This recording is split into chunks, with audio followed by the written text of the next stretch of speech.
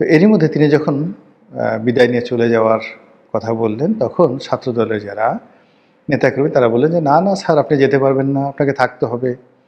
এখনো অবধি যারা নির্বাচিত সংসদ সদস্য তারা শপথ গ্রহণ করেননি এবং সম্ভাব্য বা অবশ্যম্ভাবী প্রধানমন্ত্রী হিসেবে তারেক রহমান সাহেব দায়িত্ব গ্রহণ করেননি। শোনা যাচ্ছে যে 15 তারিখ আজকে, 18 তারিখে, 17 তারিখে যেটা হওয়ার কথা ছিল 18 তারিখে এই আনুষ্ঠানিকতা সম্পন্ন হবে।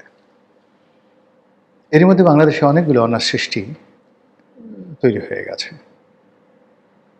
হঠাৎ করে এই নির্বাচনের আগের দিন বা পরের দিন এরকমই একটা অবস্থা।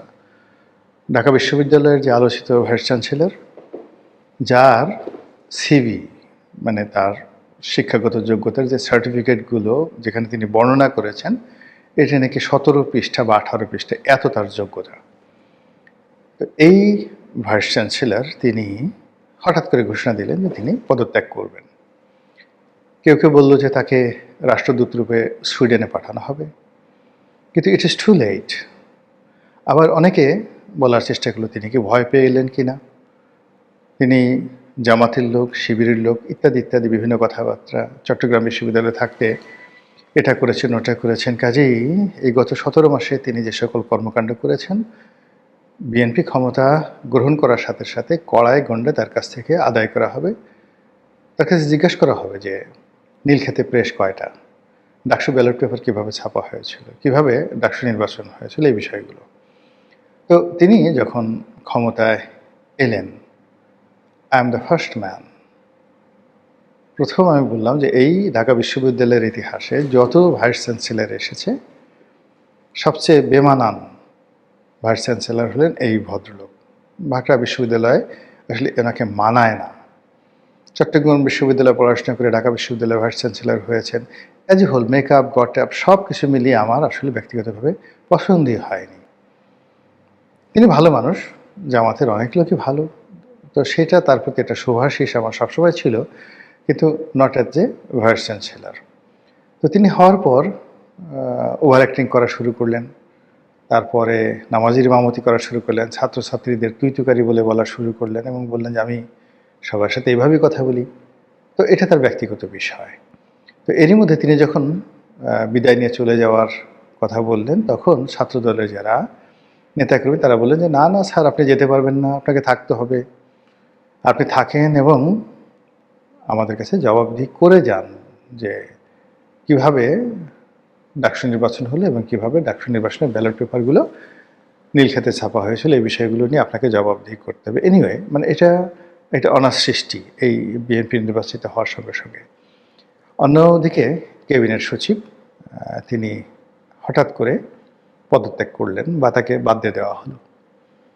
ডক্টর আসিফ নজরুল বলছেন যে তিনি অনেক আগে চলে যেতে চেয়েছিলেন। ডক্টর আব্দুর রশিদ, পর্যায়ক্রমে তার সাথে আমার একটা খুব ভালো সম্পর্ক ছিল। তার স্ত্রী, তিনিও এডিশনাল সেক্রেটারি ছিলেন, আর এই ভদ্রলোক হলো তার যে ব্যাচ, সেই ব্যাচের ফার্স্ট বয় এবং আপাদমস্তক ভদ্রলোক, সৎ এবং লেখক মানুষ। প্রচণ্ড মানে ব্যক্তিগতভাবে যদি কাউকে 100-তে 100 নম্বর দিতে হয় যে অনেস্ট, সেই অনেস্ট মানুষ হিসাবে আপনি তাকে সেই নম্বরটা দিতে পারেন। তার যখন সময় ছিল না, মানে তার যখন হাতে অনেক সময় ছিল, চাকরি ছিল না, তিনি মাঝে মধ্যে আমার অফিসে আসতেন। দীর্ঘ সময় আমরা গল্প করতাম। তার লেখা বেশ কয়েকটি বই তিনি আমাকে দিয়েছেন, আমার কয়েকটা বই আমি তাকে দিয়েছি, এরকম সম্পর্ক। তো হঠাৎ করে তিনি যখন একেবারে প্রথমে শিক্ষা সচিব হলেন, তারপর ক্যাবিনেট সচিব হলেন, আমার কাছে মনে হলো যে জিনিসটা ভালো হলো না। তা আমি কী যেন একটা কথা বলেছিলাম একটা জায়গাতে, একটু হালকা করে, যে এটা তার ঠিক হয়নি, এটার জন্য তাকে সারা জীবন পস্তাতে হবে। তখন তার স্ত্রী আবার আমাকে টেলিফোন করেছিলেন অথবা মানে একটা মেসেজ দিয়েছিলেন।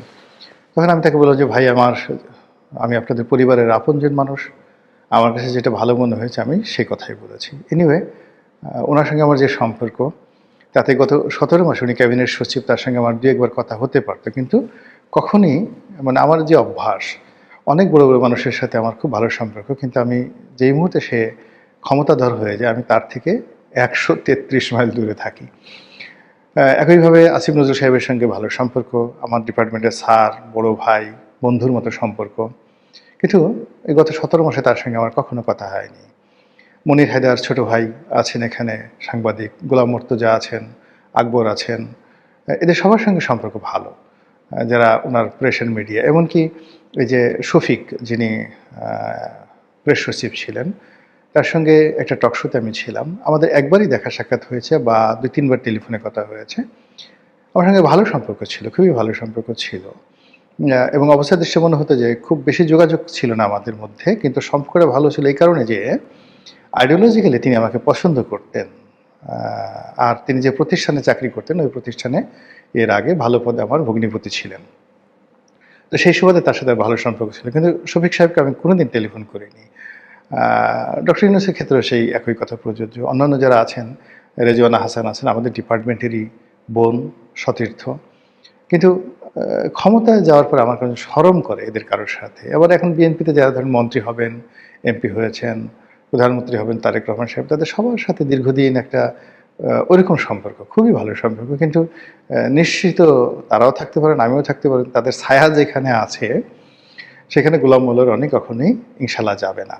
তো এরকম একটা অবস্থা। তো রশিদ ভাই, আব্দুর রশিদ ভাই, তিনি এই সরকার ক্ষমতা গ্রহণের আগে অলনে ছাড়েন, তাকে বাদ দিয়ে দেওয়া হয়েছে বা তিনি চলে গেছেন। কিন্তু এই জিনিসটা নিয়ে নানা রকম কথাবার্তা ছড়িয়ে পড়েছে। এমনি আমাদের যে civil service, military service, police service, গত ১৭ মাসে তাদের উপর অনেক ট্রমা গেছে।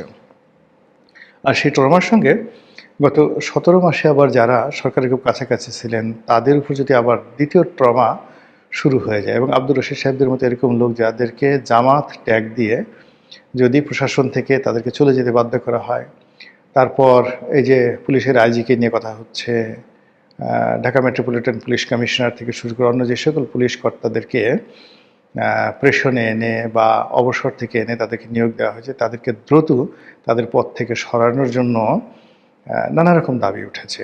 ইতিমধ্যে আমি নিজে একটা স্ট্যাটাস দিয়েছিলাম কয়েকদিন আগে। সেটেল মিস্টার সাজ্জাদ, যিনি এখন ঢাকা মেট্রোপলিটন কমিশনার আছেন। তো এই ভদ্রলোক বয়স্ক মানুষ, অবসরে ছিলেন, সেখান থেকে তাকে আনা হয়েছে।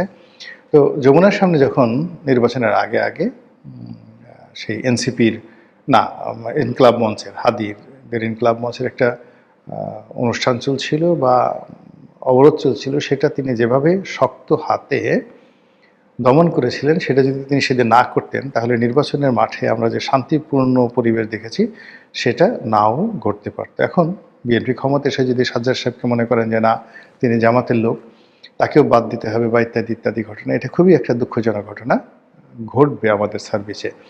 এনিওয়ে, এরকম নানা রকম কথাবার্তা হচ্ছে। কেউ রাষ্ট্রপতিকে নিয়ে কথাবার্তা বলার চেষ্টা করছেন যে শাহাবুদ্দিন চুপ্পু কী করবেন, তিনি কি পদত্যাগ করবেন নাকি সরকার তাকে রেখে দিবে, বা সরকার যদি তাকে রেখে দিতে চায় তিনি কি থাকবেন, ইত্যাদি নানা রকম প্রশ্ন। আর সবচেয়ে বেশি প্রশ্ন হচ্ছে ডক্টর মোহাম্মদ ইউনূসকে নিয়ে। এই কয়েক মাসে যারা ইউনূস সাহেবের একান্ত ঘনিষ্ঠজন ছিলেন, তারাও অলনে ছাড়েন, চোখ উঠিয়ে ফেলছে।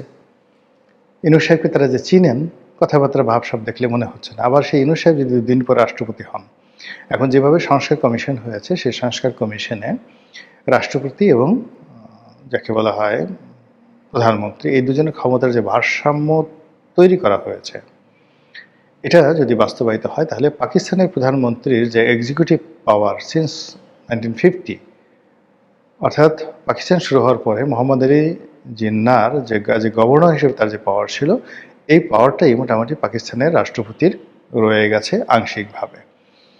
এবং প্রেসিডেন্ট ইয়াহিয়া খান, প্রেসিডেন্ট আইয়ুব খান, তাদের যে ক্ষমতা ছিল প্রেসিডেন্সিয়াল ফর্ম অফ গভর্নমেন্টের দিক থেকে, যেমন জেনারেল পারভেজ মোশাররফ, জেনারেল জিয়াউল হক, ঠিক সেই ক্ষমতার একটা বিরাট অংশ এখনও পাকিস্তানের রাষ্ট্রপতির রয়েছে। তো ওইরকম একটা আদল দিয়ে বা ওর সাথে আরও মডারেট করে আমাদের সংবিধান সংশোধন করে রাষ্ট্রপতিকে বিশেষ ক্ষমতা দেওয়া হবে। এখন সেই রাষ্ট্রপতি ক্ষমতা নিয়ে যদি প্রধানমন্ত্রীকে বিপদে ফেলতে চান, তাহলে তিনি সেটা পারবেন। তো এক্ষেত্রে আসলে প্রধানমন্ত্রী তারেক রহমান সাহেবের একান্ত ঘনিষ্ঠজন যদি রাষ্ট্রপতি না হন, এটা তার জন্য একটা থ্রেট হিসেবে কাজ করবে। এক্ষেত্রে তার জন্য সবচেয়ে নিরাপদ তার স্ত্রী, তার স্ত্রীকে যদি রাষ্ট্রপতি হিসেবে মনোনয়ন দেওয়া হয় তাহলে তিনি নিরাপদ। এমনকি তার দলের যারা লোকজন আছেন একান্ত ঘনিষ্ঠ জনকেও রাষ্ট্রপতি বানিয়ে তিনি যাকে বলা হয় নিশ্চিন্তে থাকতে পারবেন না। সাবেক প্রধানমন্ত্রী শেখ হাসিনা তিনি খুব আদর করে যত্ন করে ভালোবেসে জাস্টিস শাহাবুদ্দিন আহমেদ সাহেবকে রাষ্ট্রপতি বানিয়েছিলেন যাতে করে লোকজন তাকে উদার বলে, ভালো বলে। তো তিনি ৯৬ সনে ক্ষমতা আসার পরে এই কাজটি করেছিলেন অমরত্ব পাওয়ার জন্য, কিন্তু এর জন্য তাকে অনেক দায় পরিশোধ করতে হয়েছে। এবং রাষ্ট্রপতি শাহাবুদ্দিন সাহেব আমাদের কাছে খুব জনপ্রিয় ছিলেন, কিন্তু তিনি ক্ষমতায় বসে শেখ হাসিনাকে এমন জ্বালান জ্বালিয়েছেন তার জিনা হারাম করে দিয়েছিল।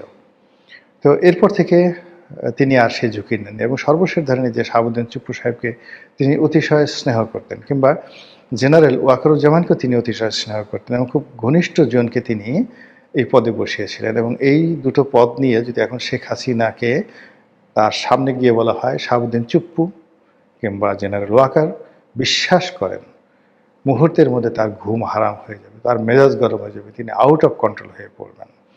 তো এক্ষেত্রে যদি তিনি সজীব ওয়াজেদ জয়কে রাষ্ট্রপতি বানাতেন কি ক্ষতি হতো? কোনোই ক্ষতি হতো না। তিনি যদি শেখ রেহানাকে রাষ্ট্রপতি বানাতেন কোনো সমস্যা ছিল না। তো এখন এই যে বাংলাদেশে যে পর্যায়ে সংস্কার হতে যাচ্ছে, যে পর্যায়ে সব কিছু উচ্চকক্ষ হতে যাচ্ছে, নিম্নকক্ষ হতে যাচ্ছে, তো এই ব্যাপক সংস্কারের মধ্যে যদি তারেক রহমান সাহেবের হাত পা বাঁধা থাকে, উচ্চকক্ষের সঙ্গে হাত পা বাঁধা থাকে, পার্লামেন্টে হাত পা বাঁধা থাকে, সংবিধানে হাত পা বাঁধা থাকে, বঙ্গভবনের সঙ্গে, তিনি আসলে কিছুই করতে পারবেন না। আনাকুম জানাকুম এইভাবে করে নিধিরাম সর্দার হয়ে দেশটাকে আরও খারাপ অবস্থার দিকে ঠেলে দিয়ে তাকে পত্রপাঠ জেলে যেতে হবে, পত্রপাঠ ক্ষমতা হারাতে হবে। তো এই জায়গাটাতে তিনি কতটা স্যাক্রিফাইস করবেন, কতটা উদারতা দেখাবেন বা কতটা কমিটমেন্ট তিনি রক্ষা করবেন সেটা তার ব্যক্তিগত বিষয়। কিন্তু তার সঙ্গে যখন ডক্টর মোহাম্মদ ইউনূসের লন্ডনে বৈঠক হয়েছিল তখন এই কথা সর্বমহলে ছড়িয়ে পড়েছিল যে সম্ভবত ডক্টর মোহাম্মদ ইউনূসের সঙ্গে তার একটা চুক্তি হয়েছে, তিনি তাকে রাষ্ট্রপতি হিসেবে বসাবেন। এবং বিএনপির অনেক লোক বিগত দিনে বলেছে যে না ঠিক আছে, আমরা তাকে রেখে দেবো, তার ইন্টারন্যাশনাল যে পরিচিতি রয়েছে সেটাকে আমরা কাজে লাগাবো, মুরব্বী মানুষ সাথে থাকবেন, ইত্যাদি ইত্যাদি অনেক বিষয়। কিন্তু এখন এই সময়টিতে যখন বিএনপি জিতে গেছে, এখন তারা কি করবে? ডক্টর মোহাম্মদ ইউনূসকে রাষ্ট্রপতি বানাবে? কিন্তু ইতিমধ্যে ইউনূস বিরোধী যারা লোকজন রয়েছেন তারা বলার চেষ্টা করছেন যে এই বেটাকে ছাড়া যাবে না, এই কাজ করেছে, ওই কাজ করেছে, তাকে আবার জেলে নিতে হবে, তার বিরুদ্ধে বিচার করতে হবে। এবং আপনি অচিরেই দেখবেন যে বিরাট বিরাট গ্রুপ তার বিরুদ্ধে রাজপথে নেমে গেছে, মিছিল করছে, মিটিং করছে, শহীদ মিনারে অনশন করছে, মানে ডক্টর মোহাম্মদ ইউনূসের বিদেশে যাওয়া যাবে না। আর অন্যদিকে যেটা হচ্ছে, ডক্টর মোহাম্মদ ইউনূস নিজেও টেনশনে আছেন। এর কারণ হলো তার একজন উপদেষ্টা ইতিমধ্যে তিনি দেশ ছেড়ে পালিয়েছেন। তারপরে আরও বেশ কয়েকজন এই গত ১৭ বছরে যারা খুব বেনিফিশিয়ারি ছিলেন, তার মধ্যে উত্তর সিটি কর্পোরেশনের যিনি মিস্টার রেজাদ ছিলেন, তাকে নিয়ে বহু কথাবার্তা হচ্ছে। তারপরে তার আমাদের বেশ কয়েকজন উপদেষ্টা, বিশেষ সহকারী, তাদের আর্থিক দুর্নীতি এবং তাদের ডুয়েল গেম, তারা সেনাপ্রধানের সাথে যোগাযোগ রেখেছে, তারেক রহমান সাহেবের সাথে যোগাযোগ রেখেছে, ইউনূস সাহেবকে বিভ্রান্ত করেছে, এমনকি শেখ হাসিনার সাথেও যোগাযোগ রেখেছে। এরকম বেশ কয়েকজন উপদেষ্টা সম্পর্কে নানা রকম তথ্য রয়েছে। এবং এই উপদেষ্টাগুলো এখন আবার আওয়ামী লীগ বাদ দিয়ে বিএনপির সঙ্গে বা বিএনপি ক্যাবিনেটে ঢোকার জন্য তারা নানা রকম চেষ্টা তদবির করে যাচ্ছে এবং এটা অনেকজনের নাম ডাইরেক্ট চলে আসছে। এবং এই লোকগুলো যদি বিএনপির সঙ্গে মিশে যেতে পারে, সেটা একজন হোক, দুজন হোক, তিনজন হোক, যে কোনো ফর্মে হোক, তারা প্রথম কাজ তারা করবে সেটা হলো ডক্টর মোহাম্মদ ইউনূসের সর্বনাশ করবে। তারা বিএনপিকে খেপিয়ে তুলবে ইউনূস সাহেবের বিরুদ্ধে এবং তাদের যে এক্সিকিউটিভ পাওয়ার থাকবে একটি নির্বাচিত সরকারের ক্যাবিনেট মেম্বার হিসেবে, সেটা দিয়ে ডক্টর মোহাম্মদ ইউনূসের যে ব্যবসা বাণিজ্য, তার গ্রামীণ ব্যাংক থেকে শুরু করে যা কিছু আছে প্রত্যেকটা জিনিসের উপরে তারা যে এমবার্গো তৈরি করবে, এটা এই বৃদ্ধ বয়সে ডক্টর মোহাম্মদ ইউনূস কিংবা তার একমাত্র কন্যা যিনি বাংলাদেশে আছেন, তার আরেকটি কন্যা আছে, তিনি আমেরিকাতে থাকেন, তিনি তো আসলে বাংলাদেশের বিষয় নিয়ে কখনো আগ্রহ দেখাননি। গত ১৭ বছর আসছেন কিনা আমার জানা নেই। কিন্তু তার যে কন্যা আছেন তিনি একেবারে সাধারণ, একেবারে সাধারণ, অর্ডিনারি। এই সমস্ত ব্যাপারে বাবার যে নেম ফেম বা বাবার যে এত টাকা পয়সা, বাবার যে এত কিছু, এগুলো নিয়ে তার কন্যার তো মাথা ব্যথা নেই, সে তার মতো জীবনযাপন করছে। তো যখনই এই যে ইউনূস সাহেবের এই রাজনৈতিক প্রতিপক্ষ এই সময়টিতে তারা যখন ইউনূস সাহেবের বিরুদ্ধে নামবেন, তখন ডক্টর মোহাম্মদ ইউনূস তো বটেই, তার সঙ্গে সঙ্গে তার প্রিয়জন যারা যারা আছেন, যেমন স্বাস্থ্য উপদেষ্টা ছিলেন সেই গ্রামীণ ব্যাংকের যে ভদ্রমহিলা, ডক্টর ইউনূসের সাথে তার দীর্ঘদিনের ভালো সম্পর্ক। তারপরে লামিয়া মোর্শেদ আছেন, তারপরে তার কন্যা আছেন, যারা খুব আপনজন। অন্যদিকে মিডিয়াতে বেশ কিছু লোকজন ডক্টর মোহাম্মদ ইউনূসের আপনজন হিসেবে বিভিন্ন দূতাবাসে প্রেস মিনিস্টার রূপে তারা নিয়োগ লাভ করেছেন। এদের সবার জীবন কিন্তু এই সেই লোকগুলো হারাম করে দেবে যারা এই ডক্টর মোহাম্মদ ইউনূসের এই সময়টাতে মধুমেওয়া লুণ্ঠন করেছে, দুর্নীতির সাথে জড়িত হয়েছে এবং 2 হাতে টাকা কামিয়েছে। এই লোকগুলো এই টাকাগুলো ডক্টর মোহাম্মদ ইউনূসের বিরুদ্ধে ব্যবহার করে নিজেদের পেট বাঁচানোর জন্য। ঠিক সেই একটা সমীকরণে ডক্টর মোহাম্মদ ইউনূস কি দেশে থাকবেন নাকি দেশের বাইরে চলে যাবেন? তাকে কি দেশে থাকতে দেওয়া হবে না দেশের বাইরে চলে যেতে দেওয়া হবে? তিনি কি তার পূর্বসূরি মঈনুদ্দিন ফখরুদ্দিনের মতো নিরাপদে বিদেশে গিয়ে থাকতে পারবে, নাকি বাংলাদেশে অন্যান্য যে সকল ক্ষমতাচ্যুত লোকজন রয়েছেন তাদের যে দুর্ভোগ দুর্দশা হয় সেগুলো তাকে তাড়া করবে? সময় বলে দেবে। আসসালামু আলাইকুম রহমতুল্লাহি ওয়া বারাকাতুহু।